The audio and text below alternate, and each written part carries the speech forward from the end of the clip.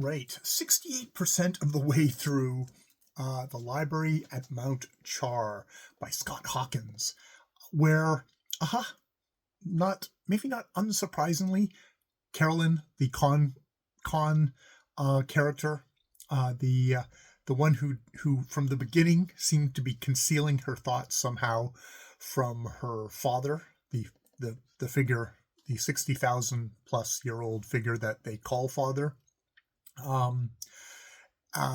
is turned out to be we're at 68%, and we've kind of gotten the mystery of what happened to dear old dad behind us, or at least his fate and who did it behind us. Unsurprisingly, but it's kind of been just gently teased out as we've gone along. Cryln having read outside of her catalog, and indeed in this last section, it's like she's we have a flashback of her basically not provoking, but she could have given David what he wanted when he attacked her. She didn't, because she desperately did not want him to look up onto her small shelf and see that there was a red book there. And the red is red because it's read from David's catalog, a book that she most certainly shouldn't have. So he rapes her and kills her, and she's resurrected, because this is a world where one of the other catalogs is got the resurrection in it. I guess father has all the catalogs, and all the children that he's taken in have specialty with one catalog and are savagely beaten for even talking to each other about their catalogs with another person who's got their own catalog, much less reading stuff. And it's just here where it gets revealed, oh yes, she's been studying all the catalogs. At the time, she figured out an invisibility thing, which I like, that the thing is like, it makes her invisible, but also makes her entirely blind, because it also makes the rods and things in her eyes transparent, so she can't see. But if you do some planning ahead, you can memorize your way into the library. You can memorize your way to the books, and borrow the books for a little while and then return them, which is what she's been doing, studying various people's catalogs. Now, so when we find out that she's been manipulating everyone from the beginning. She's killed father, and now it's like, okay, I have to do the coup to get rid of everybody else. So she provokes the president by calling in and demanding a pardon for Steve, and letting it be traced. So the whole the whole might of the American government swoops down on this house. Of course, it does not kill David. It kills everybody. But it does kill everybody else except for David, Margaret, who has the resurrection thing. I think that's all that, and then Cryln obviously wasn't there. But everybody else is dead, except for Mrs. McGillicuddy, who's still offering brownies to people. Apparently David saved her. It seems because she's kind of triggered a kind of a memory of a grandma from his before times of being with father. So that is all that's left. And then apparently, as part of her timing, this happens, and then the sun goes out. She's somehow made the sun go out, and it's like, oh, we won't freeze to death instantly. We have some time. The atmosphere acts as a blanket. But yeah, the sun's gone out. So we've really gone into chaos. And David had decided to basically track down and murder every single person who was responsible for the attack. This including the president, this including Irwin, which as they come upon David, after he's murdered, decapitated the president with Margaret holding his head in her lap. Um, he's got Irwin, and he's kind of batting Irwin around, who, despite, Irwin's like, apparently is very good, because David's actually bleeding a little bit, nothing life threatening, but is bleeding a little bit, which shows you how great of a warrior Irwin actually is. But he is a human, just regular warrior, so no matter how good, he's not going to get David. And so she's sent Steve on to the library.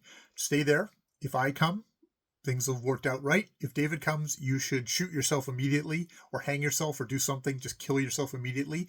He doesn't have the resurrection knowledge yet, and hopefully by the time he figures it out, he won't remember you. So yeah, I do think it's one of these things of, this is a succession battle.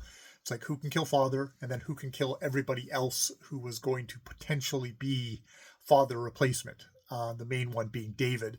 David being very surprised. It's Cryln, totally underestimated her.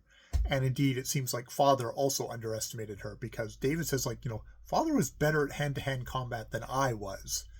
And he said he was stiffening up, but there's no way, like, I couldn't tell. And that's David. So if David couldn't tell, that he was immensely lethal. And Cryln says, I used a knife, and the element of surprise, which is like, okay, there's something more complicated going on there. And yes, so we're having the confrontation between Cryln and David. At the end of the day, is Cryln's taking over? She is going to be the new ruler of a different age. She put out the sun. I'm assuming she can turn the sun back on if she wants. So yeah, we're at 68%. So there's still a lot of story, a good hunk of story to go. I've been given the heads up from various reviews that it's going to get way fucking weirder. So we'll have to see. We have seemed to have run to the end of the plot, other than, Cryln and David having a battle here. It's like, well, what's going to happen past that? I guess we shall see. The Library of Mount Char. It's an interesting book. I will, very engaging. All right, I will leave it there. More videos later. Oh, and Steve, make sure that, like, Dresden, the big male papa lion, he dies protecting them, getting away, but he has gotten help for Naga. He makes sure that Naga gets help, and that someone's going to take care of her. Cryln comes by and actually seems to heal up Naga pretty quickly, so she has been reading outside of her catalog into Margaret's catalog about healing. And Naga is fine and is accompanying Steve. So there's Steve and Naga, the two creatures that we can still root for. I have a feeling Irwin, it's pretty dicey, pretty low percentile chances that Irwin is going to live, or maybe he'll die, and maybe Cryln's already got the resurrection stuff. I mean, it's interesting that we know Steve died once and he got resurrected. I don't think he got resurrected by Margaret. So that leads me to believe that Cryln does have those powers. She has a lot more going on. She's always got a lot more going on. Oh, she also reveals that, the dogs were never her father's dogs. They were always her dogs. So she obviously had them viciously attack Steve and the lions to make things look legit for her siblings. But that, Dresden died basically just to make it look good. So fuck you, Cryln. Again, she completely ruthless, completely, will do anything. And indeed, she has a scene with the healer. Is it Jennifer? Or I can't remember what her name is. She's the one who actually does the thing. I think I said Margaret. Margaret just goes walking in the thing, but I wonder if that person is still alive. I don't think she is.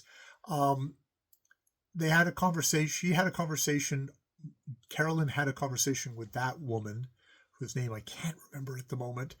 After David had raped and killed her and basically crucified her over a desk. And it seems that she's trying to reach out to Carolyn, and Carolyn's like, I'm not, she's not able to, but also, I don't know, she's such a closed, slippery person. She's definitely a trickster god, um, cunning, manipulative, absolutely ruthless. Um, I mean, up against foes like Father and David, you can see why unless she just wants to surrender and die, that's what she has to do. I don't know. Yeah. All right. I'm going to leave it there. That is The Library of Mount Char by Scott Hawkins. 68%.